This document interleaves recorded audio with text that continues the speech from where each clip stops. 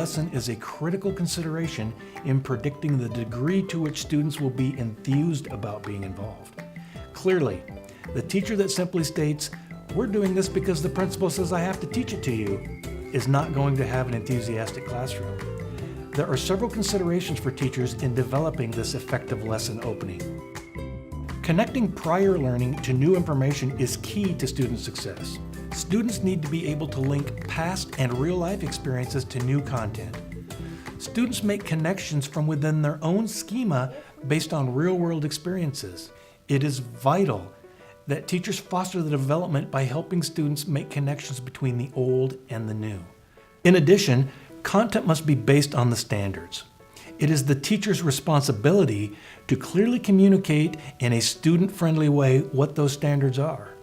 Students need to know what they're learning, how to apply the learning, and how that learning will build a foundation for their success.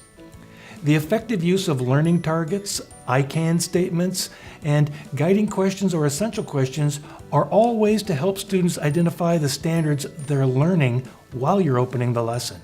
Look at these examples of how a teacher opens a lesson and thinks about the standards. Five.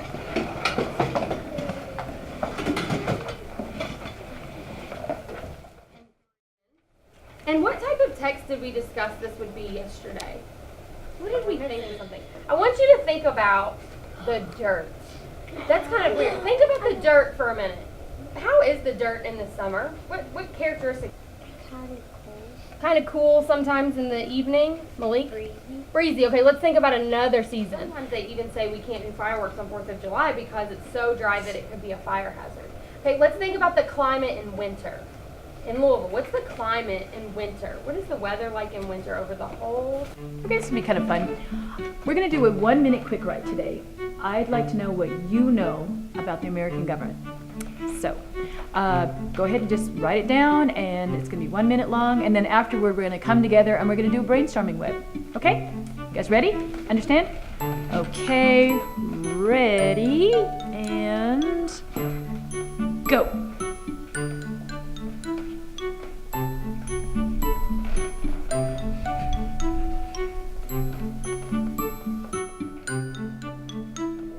When considering connections to prior learning and standards, there are 3 big ideas.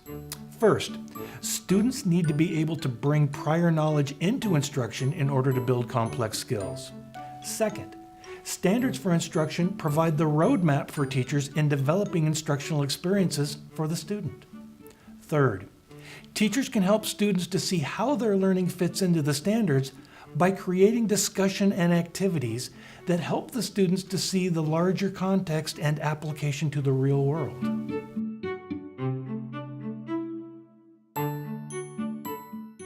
Teachers must plan their lesson to maximize the probability of student success. When we know that a student is likely to make errors under particular circumstances, we can act to lessen the likelihood of failure through the provision of prompts, cues, and reminders. For example, if we know that a student is likely to make errors with math problems that involve regrouping, just prior to introducing the problem, the teacher may wish to remind the student of the rule for regrouping, when it's necessary, and how to do it. Prompts and reminders can be large and direct, but can also be small and subtle, like the finger to the lips to signal quiet, or pointing to the clock as a reminder to keep working. Consider this next video in which the teacher reminds the students about rules for a common exercise. Okay, remember when we do a quick write, we work alone, no talking, and when I say stop, put your pencil down. Don't worry about writing incomplete sentences, just write what you know. You ready? Go.